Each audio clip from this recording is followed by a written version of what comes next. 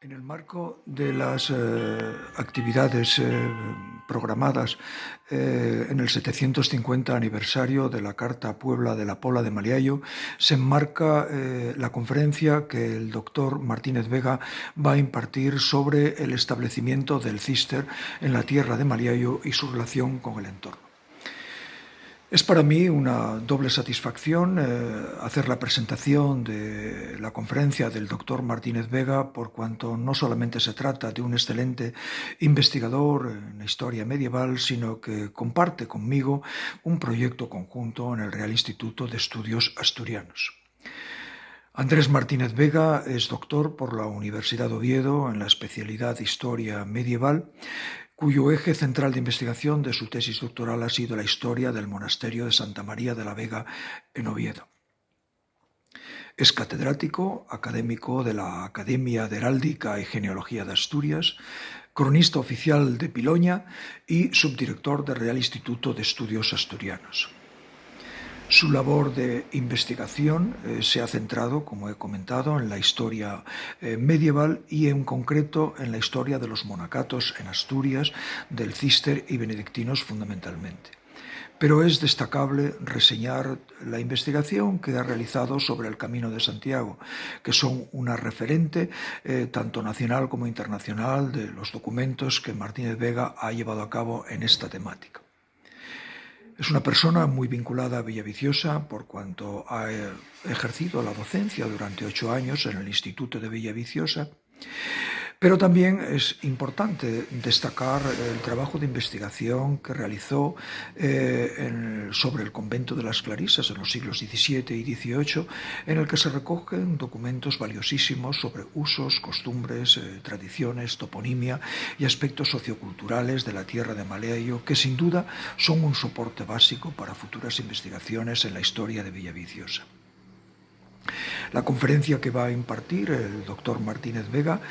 trata sobre el establecimiento del Císter en la tierra de Boiges y toda la relación que los monjes, este monasterio, tuvo con la tierra de Maliayo, que fue coincidente con la fundación de Villaviciosa a finales del siglo XIII. Doy paso ya, por tanto, a que Martínez Vega exponga su conferencia.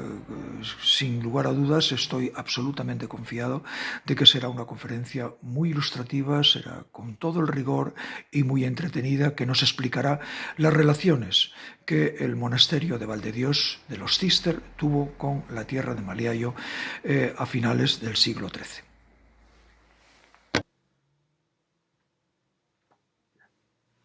Buenas tardes. Muchísimas gracias, Juan José, por tu amable presentación. Gracias que quiero extender particularmente a todas las instituciones que integran la comisión organizadora de los actos conmemorativos del 750 aniversario de la fundación de la Puebla de Villaviciosa por concederme el honor de ocupar hoy esta tribuna. Un lugar en el que un buen número de conferenciantes me precedieron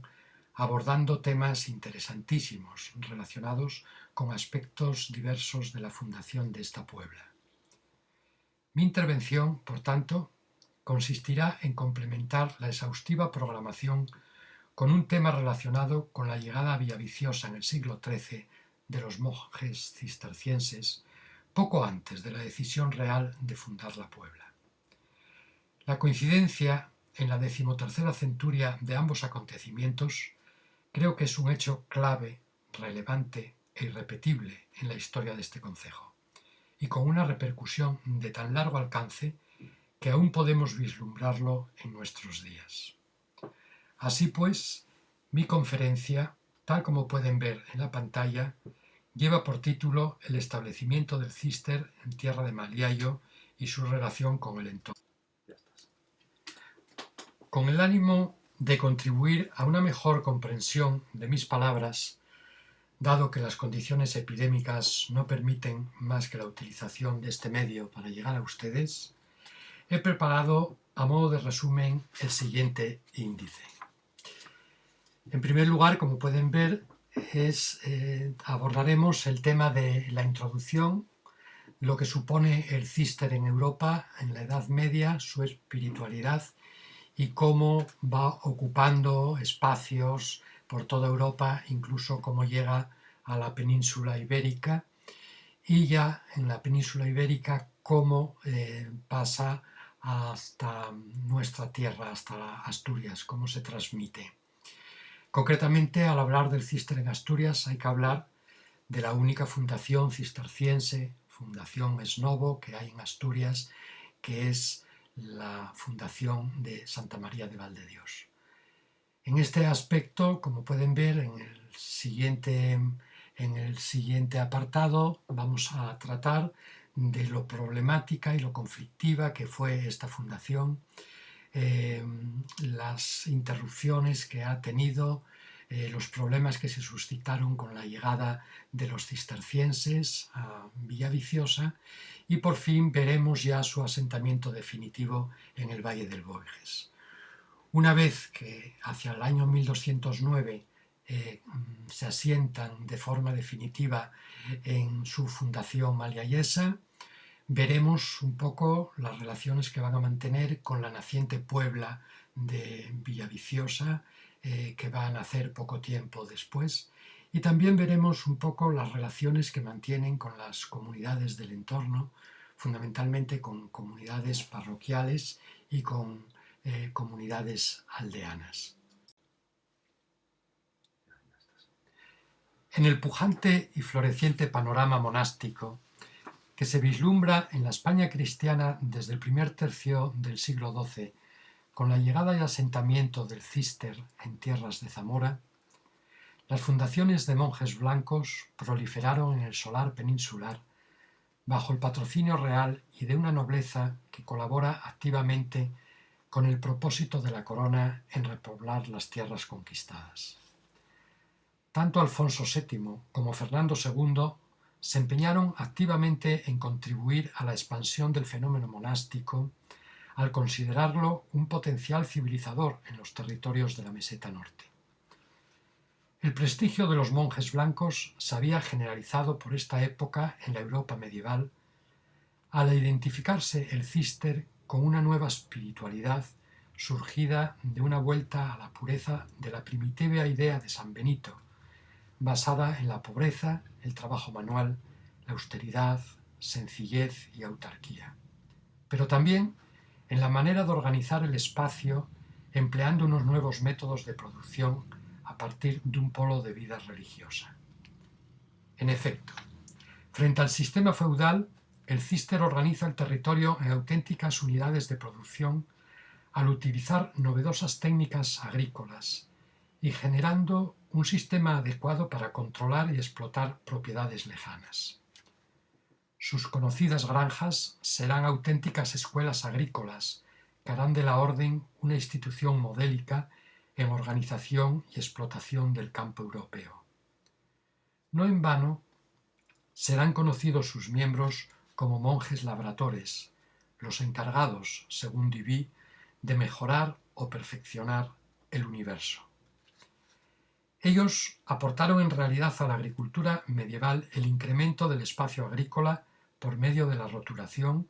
rotación y abonado de cultivos, la extensión y perfeccionamiento del cultivo de la vid y la recuperación de suelos a través de numerosas obras hidráulicas que les permitían desecar enormes superficies inundadas e incluso proveer de agua al monasterio. No resulta extraño, pues, que tanto los reyes como obispos y grandes señores de la España cristiana quisieran participar de ese aire europeizador con la introducción en sus reinos de esta forma religiosa transpirenaica que podría contribuir a la estructuración política, económica y cultural de sus dominios. Este afán, sin embargo, tuvo efectos bastante retrasados al norte de la cordillera, concretamente en Asturias, si lo comparamos con las fundaciones de la cuenca del Duero o con las gallegas de Sobrado y Fitero. No será hasta mediados del siglo XII cuando se registran en Asturias 3 casas: Santa María de Belmonte, Villanueva de Oscos y Santa María de Gúa, incorporadas a la orden en lo que pudo haber sido una etapa precisterciense. Evidentemente, estos tres centros no respondían en absoluto a las normas emanadas del capítulo general en cuanto al cumplimiento de preceptos como la situación, disposición, fábrica de edificios, organización del dominio monástico, etc. Así pues, esta acogida a las normas y usos del Císter es algo interno de las comunidades, pero no una fundación cisterciense propiamente dicha. Habrá que esperar a los últimos años de la centuria para comprobar el proyecto de levantar una abadía genuinamente blanca en el solar asturiano, concretamente en la tierra de Maliayo, en donde la corona, promotora de la fundación, disponía de una propiedad en el valle del Boiges muy adecuada y compatible con los requisitos geográficos que la orden exigía para su establecimiento. El proyecto pudo gestarse en los últimos años del siglo XII,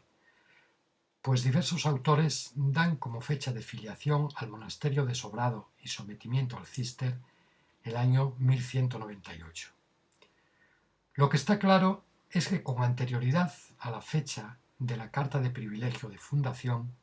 otorgada por el monarca Alfonso IX y su esposa, doña Berenguela, en Santiago el 27 de noviembre del 1200,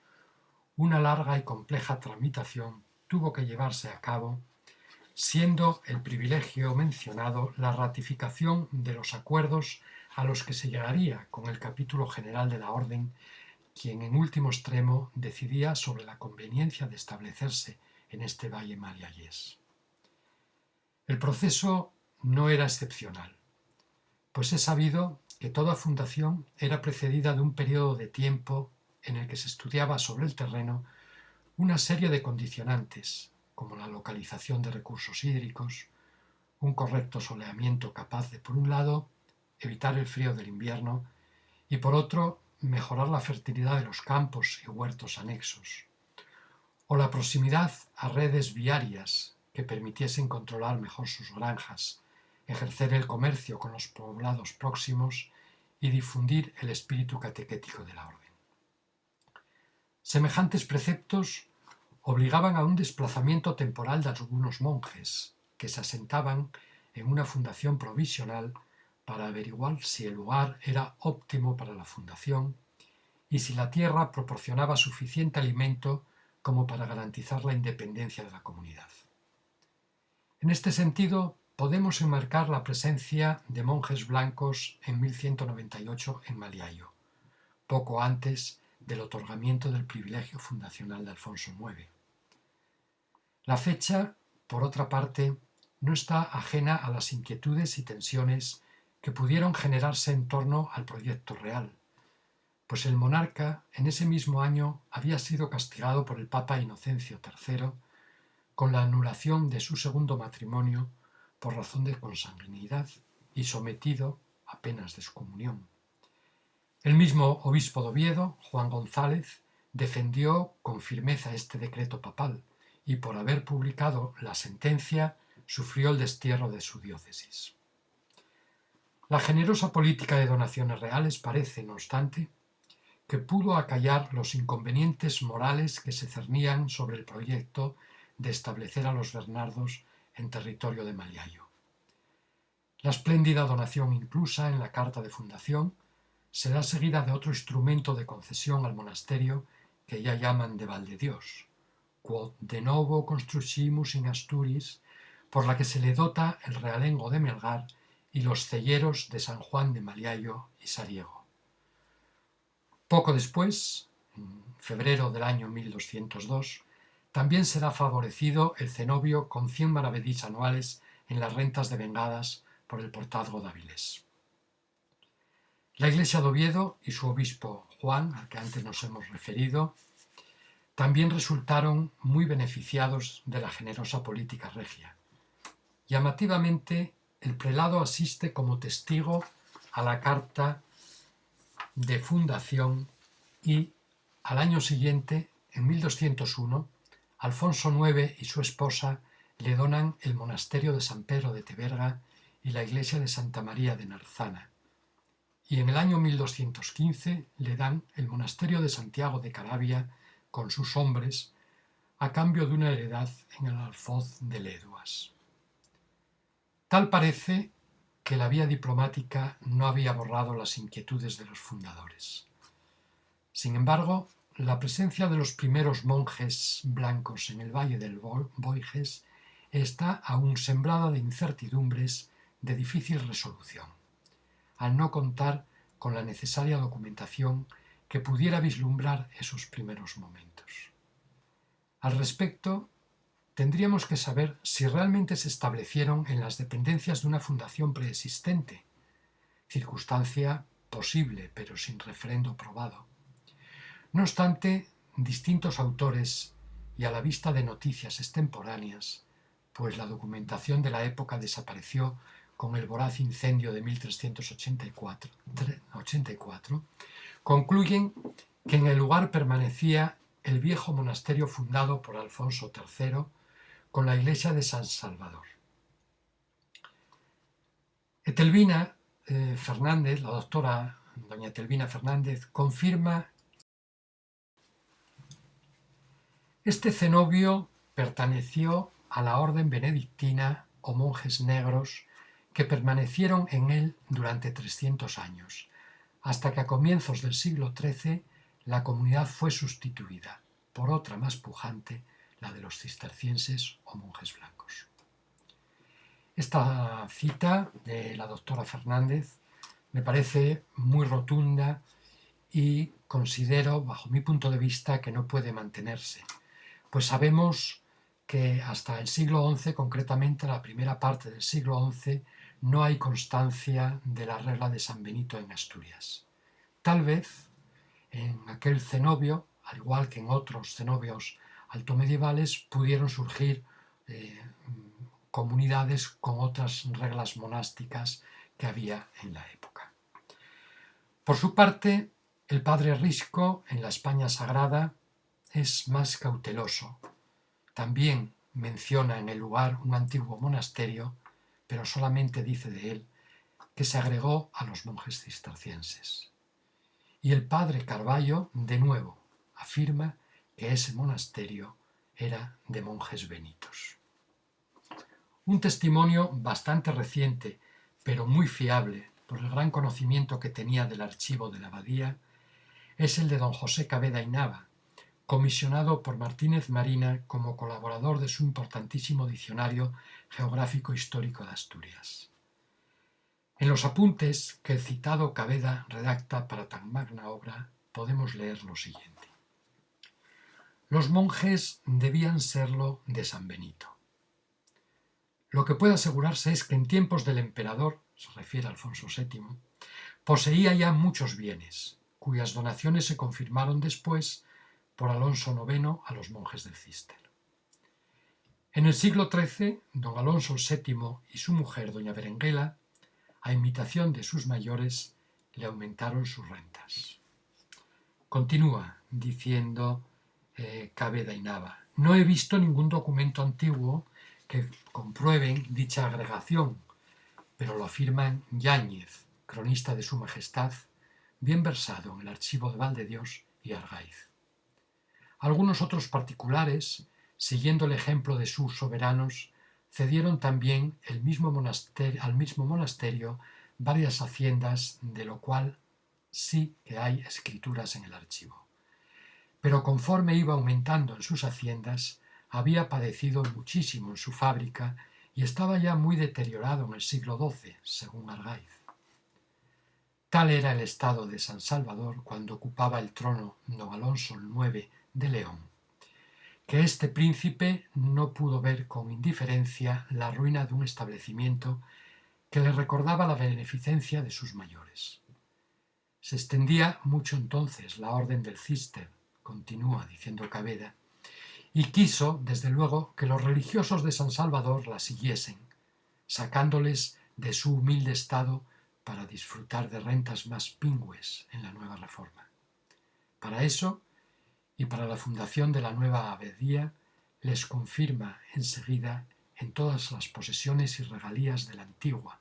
con sus iglesias, molinos y bosques, tal cual lo poseía en tiempos del emperador. Y Para dar, pues, cumplimiento a la voluntad del fundador,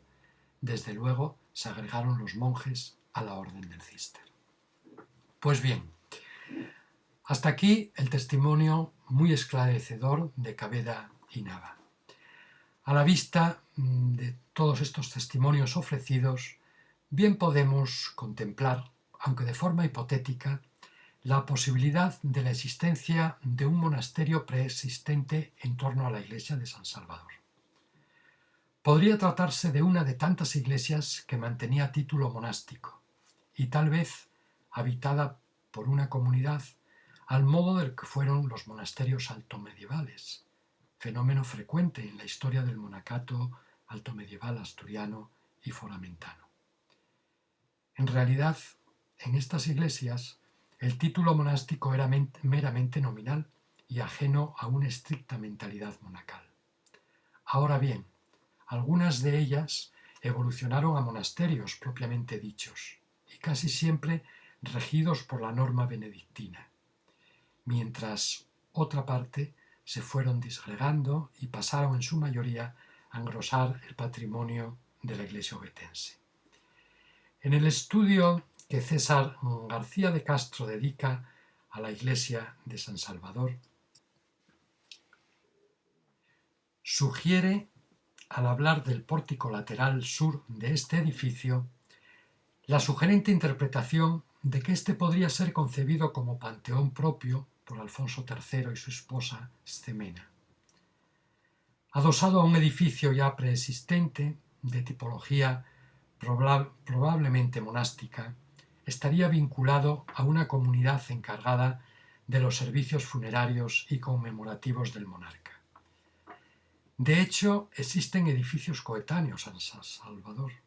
Véase el caso de Escalada, o Mazote, o en Asturias el caso de Priesca o Gobiendes,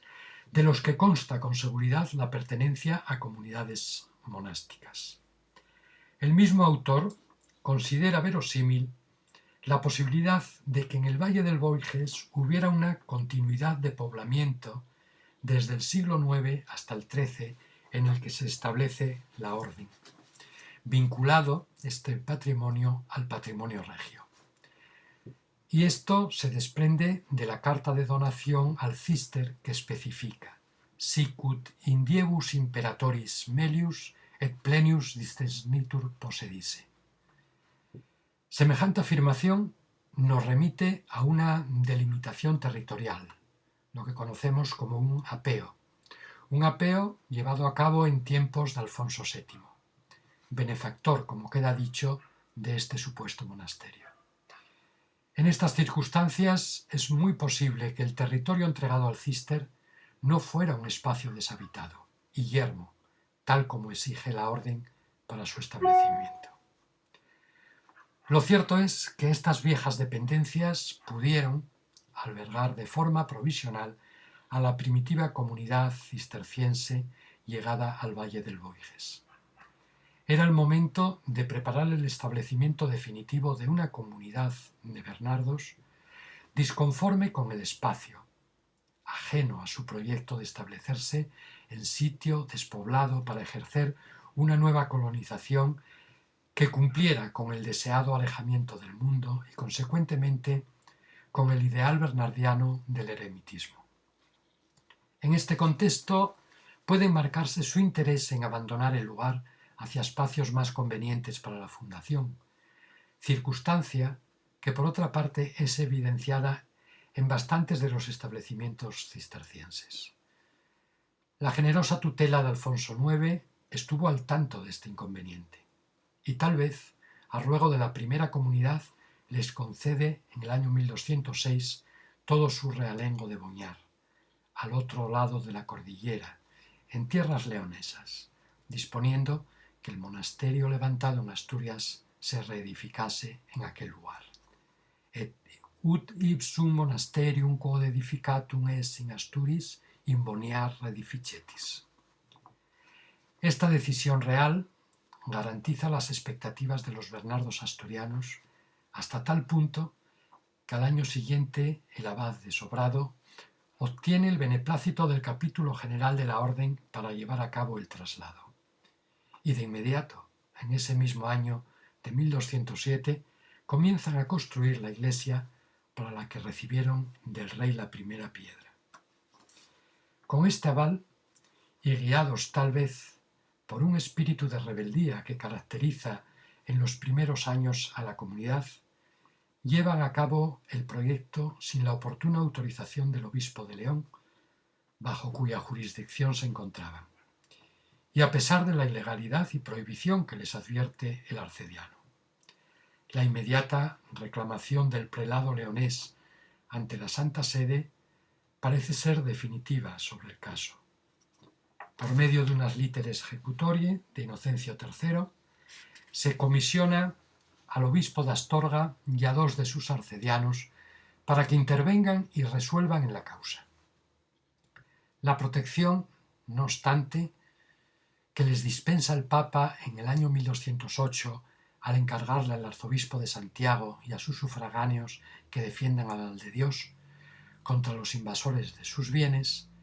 bien pudo ser una compensación a la renuncia de su proyecto en Boñar. No obstante, en este dominio monástico, constituido y explotado al modo de granja, se continúan las obras de acondicionamiento con la construcción en 1209 de un aqueductum usque monasterium. Esta referencia usque monasterium es interpretada por algunos autores como la confirmación de que a pesar de las prohibiciones, los cistercienses siguen levantando en Boñar el monasterio. Por mi parte, la mención usque monasterium en modo alguno hace referencia a la edificación allí del monasterio. Es sabido que las granjas, de manera especial las más alejadas del centro señorial, eran conocidos por los lugareños como monasterio, al ser parte integrante de la abadía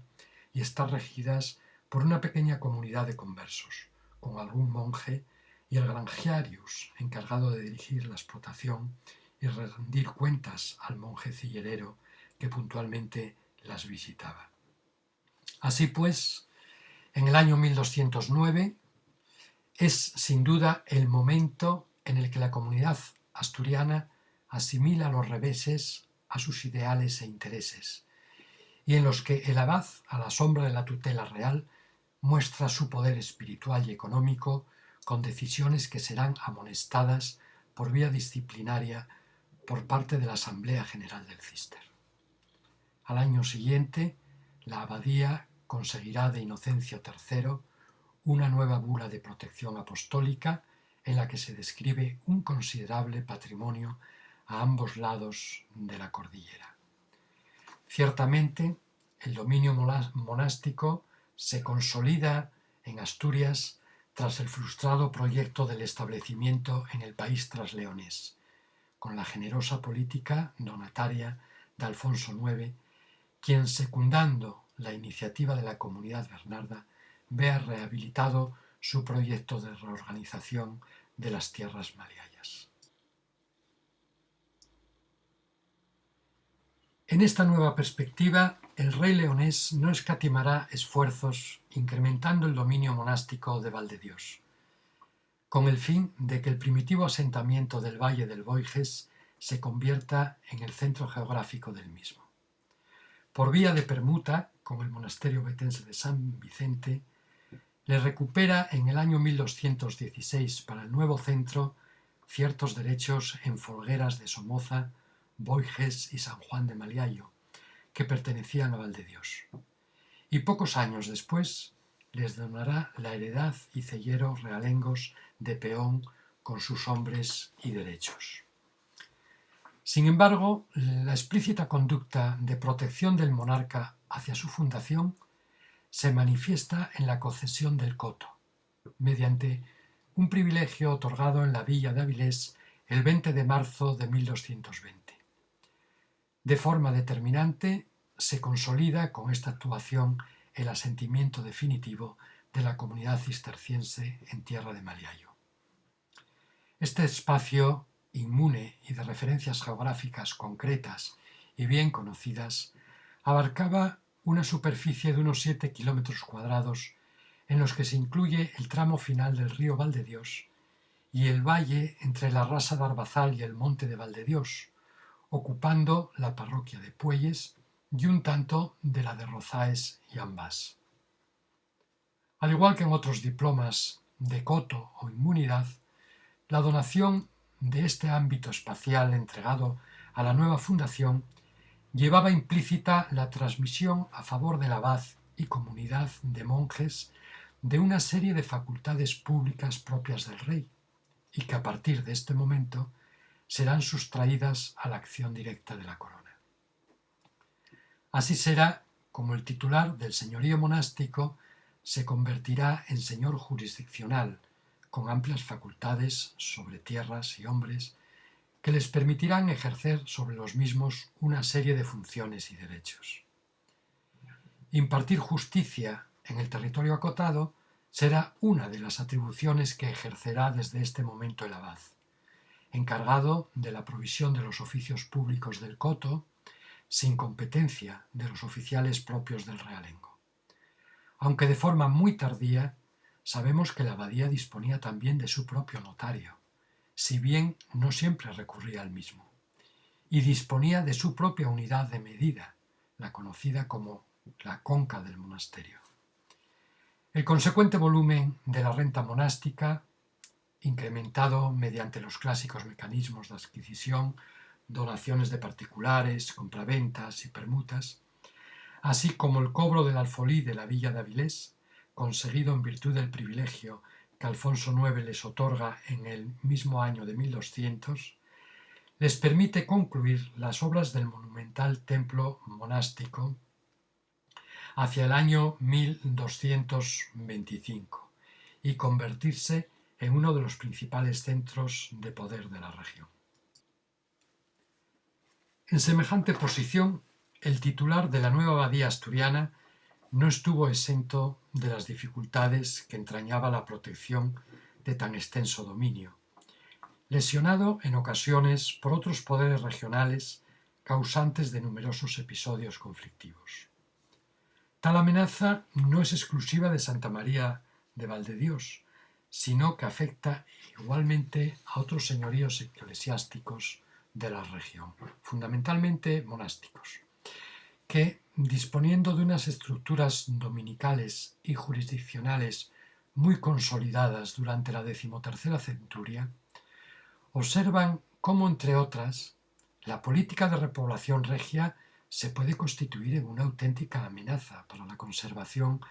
de sus estructuras económicas y sociales. Y es que las transformaciones político-administrativas y socioeconómicas que generan las dinámicas locales haciendo emerger el fenómeno urbano se ofrecen ciertamente a su consolidado poder como una posible acción perjudicial para sus intereses. Esta situación es bien conocida en diversas latitudes del ámbito geográfico asturiano, en donde las iniciativas repobladoras de carácter urbano debieron ser consensuadas mediante compensación, claro, entre vecinos y el centro señorial. Es el caso, entre otros, de la fundación de las polas de Tineo, Somiedo, Allande o en la misma Puebla de Gijón. Un aparente conflicto de carácter territorial pudo plantearse también entre Santa María de Valdedios y la naciente Pola de Maliayo. La fundación de Alfonso IX en el Valle del Boiges había respondido a una programada política de consolidación de la autoridad real y reorganización del espacio. 4 décadas más tarde del fallecimiento de aquel monarca protector, su nieto, el rey sabio, continúa su empeño en la articulación del territorio y, a solicitud de los hombres buenos de la tierra, les otorga el privilegio para facer y Puebla, el 17 de octubre de 1270 desde Victoria. Esto va a suponer el impulso rotundo, urbanizador y definitivo para la población maliayesa. La Carta Puebla, por la que se erigirá el nuevo villazgo, establecía el lugar de Buetes como el elegido para establecer la nueva población. Se trataría de un vado sobre el río Linares e inmediato a la ría de Villaviciosa, un lugar de realengo y por tanto libre de presiones, lo que facilitaría la fundación de una villa ex novo. Sin embargo, y a pesar del mandamiento real, el asentamiento definitivo y erección de la villa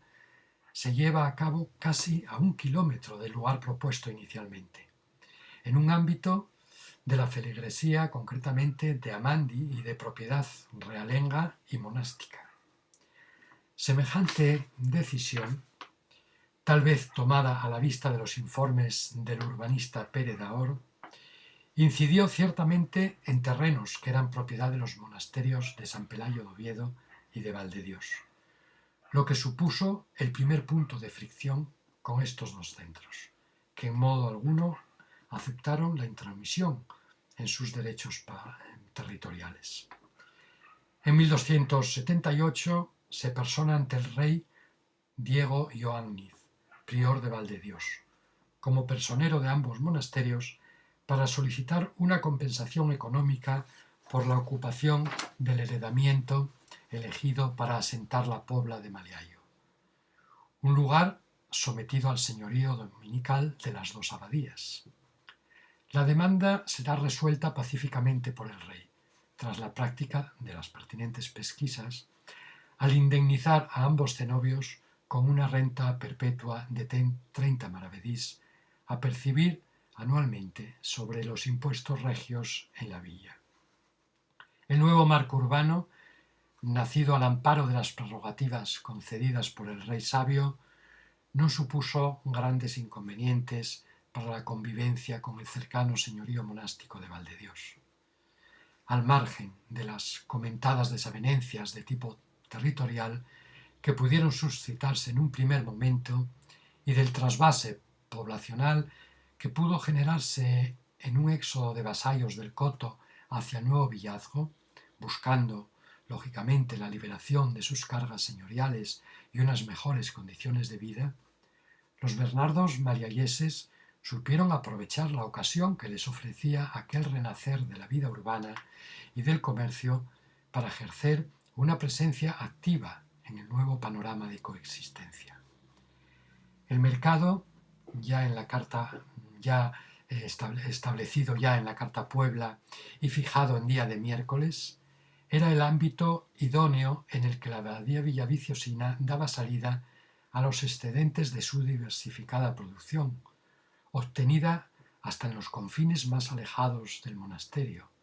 desde las cosechas de trigo o vino recogidas en tierras castellanas, hasta los remanentes de la fabricación artesana, prioritariamente los de las ferrerías, un sector muy codiciado por la comunidad bernarda, que incluso llega a contar entre sus miembros con especialistas, tal como nos refiere la documentación monástica al referirse a lo que son los monjes ferreros o al mestre de los ferreros.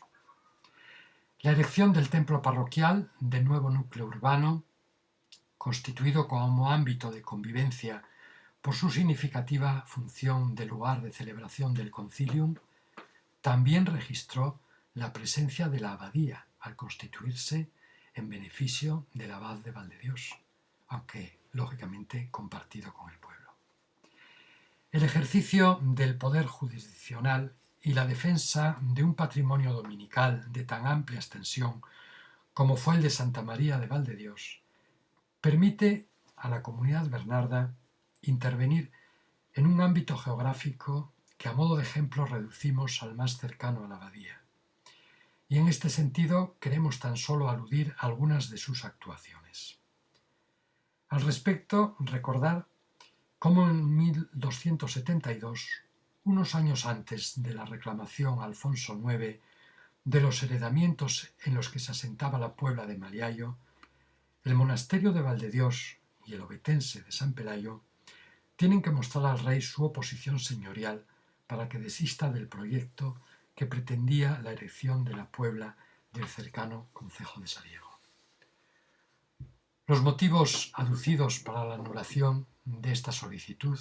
fueron tan contundentes, entre ellos que solicitaban la puebla eran vasallos de los monasterios citados, que el lugar elegido para la fundación era igualmente de su propiedad y que el concejo mantenía una escasa entidad demográfica. Todos estos argumentos hicieron que el rey anulara el proyecto de la Puebla de Sariego por sentencia dictada el 8 de septiembre de 1272. Las relaciones con las comunidades aldeanas fue, en definitiva, y en no pocas ocasiones, fuente de prolongados conflictos. Tal es el caso del generado desde 1274 con los vecinos de Casamori, en la feligresía de Santiago de Peón, por la participación que los monjes tenían en las explotaciones madereras del monte Osil. La expansión de sus conocidas granjas en el entorno inmediato del Coto y en las parroquias de Peón, Priesca y Vallés fueron, sin embargo, espacios de experimentación y adquisición de conocimientos para una población campesina que practicaba bajo su tutela modelos de roturación, de nuevos cultivos y canalización de aguas, convirtiendo espacios incultos en fértiles terrenos idóneos para la producción. Un último área de influencia de la abadía será el de las comunidades parroquiales, en donde el abad de Valdedios se hacía presente mediante el patronato ejercido en sus respectivos templos, lo que le permitía ejercer el derecho de presentación del cura y de los beneficios adscritos a las distintas feligresías, convirtiendo estas iglesias en fuente de una parte suculenta de sus ingresos decimales. Esta prerrogativa de carácter económico también se hacía compatible con otra de índole jurídico, cual era la facultad de presentar clérigos afines a los intereses señoriales en las iglesias sometidas al patronato, que en el espacio más cercano a la abadía se imponían en San Bartolomé de Puelles, San Pedro de Ambás y San Martín de Ternín. Por último, cabe reseñar que el modelo catequético y evangelizador de los monjes bernardos se impregnó muy pronto en la mentalidad devocional de la nueva sociedad. Un pueblo que decide poner el nuevo templo del recién creado villazgo bajo la significativa advocación plenamente cisterciense de Santa María del Concejo o de la Oliva. Todo un símbolo que ha llegado a nuestros días como recuerdo de la presencia de monjes blancos en Villaviciosa, en el momento de fundarse la vieja Puebla de Maliayo. Muchísimas gracias.